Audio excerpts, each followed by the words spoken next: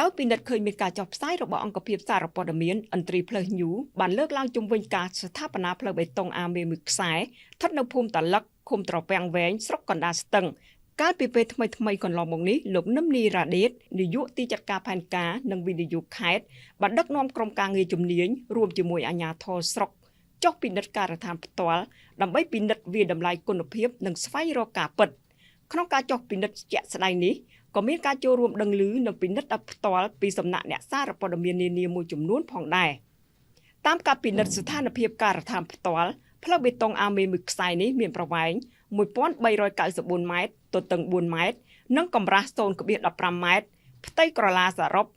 5576 ម៉ែត្រការ៉េគឺកំពុងទើបដំណើរការសាងសង់ស្ថិតនៅក្នុងដំណាក់កាលការងារគ្រឹះផ្លូវដើម្បីធានាភាពច្បាស់លាស់និងតម្លាភាព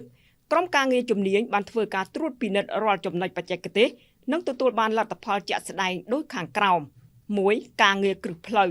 ក្រុមហ៊ុនម៉ៅការបានអនុវត្តការងាររៀបចំគ្រឹះរួចរាល់ប្រមាណ60ម៉ែត្រ 2. ទំហំទទឹងគ្រឹះផ្លូវផ្អែកតាមកិច្ចសន្យាត្រូវអនុវត្តទំហំ 4.6 ម៉ែត្រប៉ុន្តែការវាស់វែងជាក់ស្ដែងនៅការដ្ឋានឃើញថាបានអនុវត្តរហូតដល់ 5.1 ម៉ែត្រលើសពីផែនការកំណត់ 0.5 ម៉ែត្រ 3. ការធ្វើតេស្តភាពណែនក្រុមការងារបានប្រើប្រាស់ឧបករណ៍បច្ចេកទេស DCP Dynamic Cone Penetrometer ដើម្បីធ្វើតេស្តដង់ស៊ីតេនិងភាពណែននៃកម្រាលគ្រឹះបាតផ្លូវចំនួន1រណ្ដៅវាយ30ញញួរដោយលទ្ធផលជាមធ្យមទទួលបាន 10.36 មីលីម៉ែត្រខណៈបទដ្ឋានបច្ចេកទេសត្រូវតូចជាងឬស្មើ10មីលីម៉ែត្រលទ្ធផលនេះមានគម្លាតបន្តិចបន្តួចដែលទាមទារឲ្យមានការកិនបង្ហាប់បន្ថែមដើម្បីឲ្យកាន់តែហាប់ណែនល្អស្របតាមបទដ្ឋានជាដាច់ខាត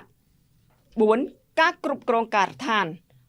រាល់ដំណើរការសាងសង់ត្រូវបានតាមដាននិងត្រួតពិនិត្យជាប្រចាំពីគណៈកម្មការគ្រប់គ្រងគម្រោងនិងមន្ត្រីគាំទ្របច្ចេកទេសស្រុកក្នុងឱកាសនោះដែរក្រុមការងារបច្ចេកទេសខេត្តបានដាក់វិធានការនិងណែនាំយ៉ាងម៉ឺងម៉ាត់ដល់អ្នកទទួលការក្រុមហ៊ុនសាងសង់ត្រូវរៀបចំដាក់ស្លាកសញ្ញាការដ្ឋាននៅចំណុចចាប់ផ្ដើមនិងចំណុចបញ្ចប់ដើម្បីជូនដំណឹងជាមុនពីការដ្ឋានខាងមុខដើម្បីសុវត្ថិភាពដល់សាធារណជននិងអ្នកធ្វើដំណើរនឹងត្រូវកំណត់អផ្លូវនិងបោះតម្រុយឲ្យបានច្បាស់លាស់រៀងរាល់50ទៅ100ម៉ែត្រម្ដងរដ្ឋបាលខេត្តកណ្ដាលតែងតែតម្កល់គុណភាពហេដ្ឋារចនាសម្ព័ន្ធជាចម្បងនិងមិនបណ្ដោយឲ្យមានការសាងសង់ណាមួយស្ថិតក្រោមបទដ្ឋានបច្ចេកទេសឬខុសពីកិច្ចសន្យានោះឡើយលោកនាយកទីចាត់ការផែនការនិងវិនិយោគខេត្តក៏សូមអំពាវនាវដល់បណ្ដាអង្គភាពសារព័ត៌មានទាំងអស់មុនផ្សព្វផ្សាយព័ត៌មានអ្វីមួយសូមមេត្តាសាកសួរព័ត៌មានពីប្រភពពាក់ព័ន្ធឲ្យបានច្បាស់លាស់គ្រប់ជ្រុងជ្រោយមុននឹងធ្វើការចុះផ្សាយព័ត៌មានដើម្បីបញ្ជៀសកុំឲ្យផ្សព្វផ្សាយខុសធ្វើឲ្យសាធារណមតិមានការភ័ន្តច្រឡំទន្ទឹមនឹងនេះផងដែរបងប្អូនប្រជាពលរដ្ឋដែលរស់នៅសងខាងផ្លូវបានសម្ដែងនូវក្តីសប្បាយរីករាយនិងដឹងគុណយ៉ាងជ្រាលជ្រៅចំពោះការយកចិត្តទុកដាក់របស់អាជ្ញាធរខេត្តពួកគាត់បានលើកឡើងថា